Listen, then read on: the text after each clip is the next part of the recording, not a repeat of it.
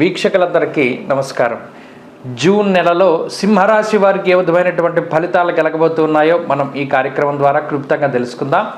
ముఖ్యంగా సింహరాశి వారికి ఉండేటువంటి గ్రహస్థితిని గనక పరిశీలనం చేస్తే ఈ రాశి వారికి సప్తమ స్థానమందు శనేశ్వరుడు, అష్టమ రాహు, జూన్ 1వ తారీఖున కుజుని యొక్క మార్పు ద్వారా అష్టమ కుజుని యొక్క దోషం ఈ నెలలో లేదు, అనగా జూన్ నెలలో లేదు, మే నెలలో అష్టమ రాహు అష్టమ కుజుని యొక్క దోషాలు ఈ రాశి వారిని ఎక్కువ ఇబ్బంది పెట్టాయి.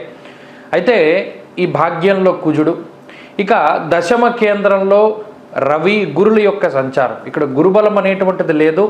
అయితే దశమంలో రాశ్యాధిపతి అయినటువంటి రవి యోగిస్తూ ఉన్నారు. 15వ తారీఖు జూన్ దగ్గర నుండి అదే రవిగ్రహం లాభస్థానంలోకి వెళతారు.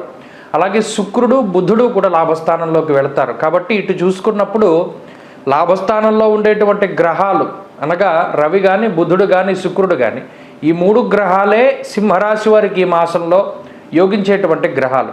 మిగతా గ్రహాలు అంత అనుకూలించడం లేదు. ప్రత్యేకించి కుజుడు న్యూట్రల్గా ఉంటారు, ఆయన అనుకూలమో కాదు ప్రతికూలమో కాదు.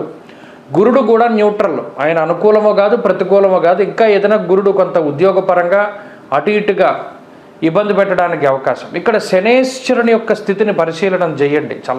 చాలా లోతుగా మనం చూస్తే సప్తమ స్థానంలో దిగ్బలయుక్తుడైనటువంటి గ్రహం, సప్తమంలో శనేశ్వరుడికి దిగ్బలం ఉంటుంది. ఈ జూన్ నెల 30వ తారీఖు దగ్గర నుండి శనేశ్వరుడు వక్రించి తన ఫలితాలను ఇవ్వబోతూ ఉన్నారు అన్ని రాశులకి.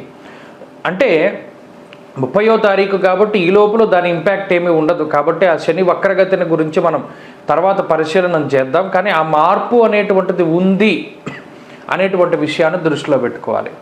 ఇక్కడ ఈ గ్రహాల యొక్క స్థితిగతుల వల్ల ప్రత్యేకించి మొట్టమొదటిగా ఆర్థికపరమైనటువంటి పరిస్థితులను చూసినప్పుడు సింహరాశి వారికి ఆర్థికంగా ఇది మిశ్రమమైనటువంటి వాతావరణాన్ని సూచిస్తూ ఉన్నది. అనగా ఇటు సప్తమంలో శనేశ్వరుడు, అష్టమ రాహువు, భాగ్య కుజుడు, దశమ గురుడు. దశమంలో గురుడికి ఒక శ్లోకం చెప్పారు, ధాన్యనాశో ధనచ్ఛేదం వృధా సంచరణం భయం అన్నారు. అనగా దశమంలో గురుడు ఆయన కర్మస్థానంలో గోచారంలో అంత ఫలితాన్ని ఇవ్వరు. జాతక భాగంలో అయితే చాలా గొప్పగా చెప్పారు. జాతక భాగంలో గనక గురుడిచ్చేటువంటి ఫలితాలను గనక పరిశీలనం చేస్తే దశమ మందిరగేచ బృహస్పతౌ తురగ రత్న విభూషత మందిర అని చెప్పి చాలా గొప్పగా వర్ణన చేశాడు. అయితే గోచారంలో మాత్రం ఆ స్థాయి ఫలితం రాదు. కాబట్టి ఇక్కడ గురుడు కొంత వ్యతిరేకమే. కాబట్టి సింహరాశి వారి ఆర్థిక పరిస్థితులను చూసినప్పుడు సామాన్యంగా కనబడుతూ ఉన్నది. అనగా వెళుతుంది, ఈ నెలంతా కూడా దేనికి లోటు లేకుండా వెళుతుంది. అనవసరమైనటువంటి ఖర్చులు మాత్రం పెట్టుకోకూడదు. ఇక్కడ స్వయంకృతాపరాధం చేస్తే మనం ఏం చేయలేం. గ్రహస్థితి అయితే ఏ విధంగానూ ఇబ్బంది పెట్టే విధంగా లేదు. ఆర్థికంగా మీకు కావలసినటువంటి ఆ ఖర్చుకి తగినటువంటి ఆదాయాన్ని ఈ గ్రహస్థితి ఇస్తూ ఉన్నది. ఆర్థికంగా సాధారణమైనటువంటి పరిస్థితి. కాబట్టి ఇక్కడ స్వయంకృతంగా అనగా మీకు మీరుగా డబ్బును తీసుకెళ్లి జూదంలోనో బెట్టింగుల్లోనో లేకపోతే ఇంకో దాంట్లోనో పెట్టారనుకోండి, అది స్వయంకృతాపరాధం అంటారు. దానిలో పోతే మనం ఏం చేయలేం. అలా కాకుండా సక్రమంగా సంపాదించిన దాన్ని పట్టుకొని ఇంట్లో పెట్టుకుని దాచుకొని మీకు కావలసినటువంటి వాటి ఖర్చు పెట్టుకున్నారనుకోండి, అది అక్కడితో సరిపోతుంది. కాబట్టి సామాన్యమైనటువంటి పరిస్థితి. సరే, ఇక ఆర్థికపరమైనటువంటి అంశాలు. ఇక ఆరోగ్యపరంగా చూస్తే ఆరోగ్యపరంగా సింహరాశి వారికి మే నెల చాలా క్రిటికల్ పొజిషన్. ఎందుకంటే అష్టమంలో కుజరాహువులు ఉండడం, అదే నెలలో గురుడు మార్పు జరగడం, అలాగే శనేశ్వరుని యొక్క స్థితి, ఇవన్నీ మే నెలలోనే చాలా ఇబ్బంది. జూన్ నెల నాటికి వచ్చేసరికి అష్టమంలో కేవలం రాహువు మాత్రమే ఉన్నారు కాబట్టి పర్వాలేదు. ఇది ఆరోగ్యపరంగా కూడా సామాన్యమైనటువంటి పరిస్థితిని సూచిస్తూ ఉన్నది. రాహు అష్టమంలో కొంత ఇబ్బంది పెడతారు. మరీ ముఖ్యంగా ఈ నెలంతా కూడా 4 కాళ్ళ జంతువుల వల్ల, అలాగే ఏదైనా ఆహారం తినేటప్పుడు అది ఏమైనా పాడైపోయిందా బాగుందా అనేటువంటి వ్యత్యాసాన్ని చూసుకుంటూ తింటూ ముందుకు వెళ్ళాలి. ఇక్కడ కూడా స్వయంకృతాపరాధమే కనబడుతుంది. ఎందుకంటే ప్రతిదానికి స్వయంకృతం అంటున్నారంటే ఇక్కడ సప్తమంలో శని ఉండి మీ రాశిని చూస్తున్నాడు ఆయన. అందువల్ల మీకు మీరుగా పాడైపోతారు అనేటువంటి విషయాన్నే ఆయన చూస్తాడు. ఆయన ప్రత్యేకించి బయట వ్యక్తుల ద్వారానో బయట పరిస్థితుల ద్వారానో పాడు చేయడు, మీకు మీరుగా పాడైపోవడాన్నే ఆయన చేస్తారు. కాబట్టి స్వయంకృతాపరాధమే మళ్ళీ ఇక్కడ కూడా ఆరోగ్యపరంగా, లేకపోతే ఆరోగ్యం అయితే బాగుంది. ఇక కుటుంబపరమైనటువంటి అంశాలు కూడా మిశ్రమంగా గోచరిస్తూ ఉన్నాయి. ఇక్కడ అంత బాగున్నటువంటి పరిస్థితి లేదు, అంత బాగోనటువంటి వాతావరణం కూడా ఏమీ లేదు. ఇది కూడా సామాన్యంగా ఉంది. అంటే కుటుంబ సభ్యుల యొక్క ఆరోగ్య పరిస్థితులు, ఆర్థిక విధానాలు, వీరు వారు మీరు చెప్పేటువంటి మాటను వినడం, మీరు వారు చెప్పేటువంటి మాటను వినడం, ఇలా మ్యూచువల్ అండర్స్టాండింగ్ తోటి వెళ్తూ ఉంటుంది. కానీ ఒక్క వైవాహిక జీవితంలోనే అంటే ఆ దాంపత్య జీవనంలోనే చిన్నపాటి ఎడబాటు మీరు వారు అంటే ఈ భార్యాభర్తలు ఇద్దరు కూడా కొంత ఏదైనా వృత్తిపరంగానో లేదా వ్యాపార పరంగానో లేదా మరే ఇతరత్ర పరిస్థితుల ద్వారానో కొంత దూరంగా ఉండేటువంటి పరిస్థితి మినహాయించి లేదా చిన్న చిన్న మాట పట్టింపులు మినహాయించి మిగతావేవి కూడా కనపడడం లేదు.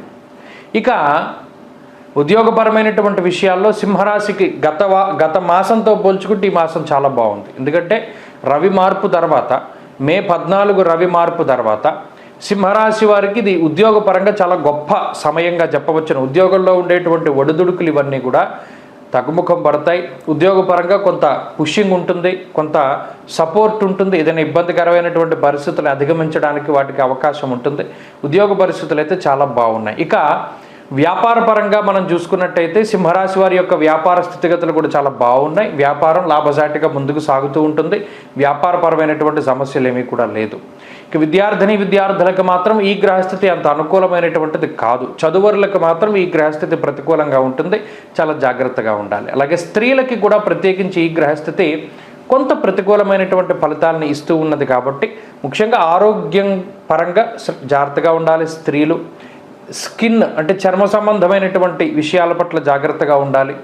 అలాగే అగ్ని వల్ల, పదునైనటువంటి వస్తువుల వల్ల, అలాగే ఈ బొద్దింకలు, బల్లులు, సాలి పురుగులు, తేళ్ళు, జర్రెలు, ఇలా పాకేటువంటి జంతువులు, పిల్లులు, కుక్కలు, ఇటువంటి వాటి వల్ల కూడా సింహరాశి స్త్రీలు జాగ్రత్తగా ఉండడం చెప్పదగినటువంటి సూచన. ఇక వ్యవసాయం, భూమిని నమ్ముకుని జీవనాన్ని సాగించేటువంటి వారు ఎవరైతే ఉంటారో వారు ఈ మాసంలో మంచి ఫలితాలని అనుభవిస్తారు. వారు వేసినటువంటి పంటలు బాగుంటాయి, సకాలంలో వర్షాలు పడతాయి, వాళ్ళ పంటకి తగ్గట్టు పరిస్థితులు బాగున్నాయి.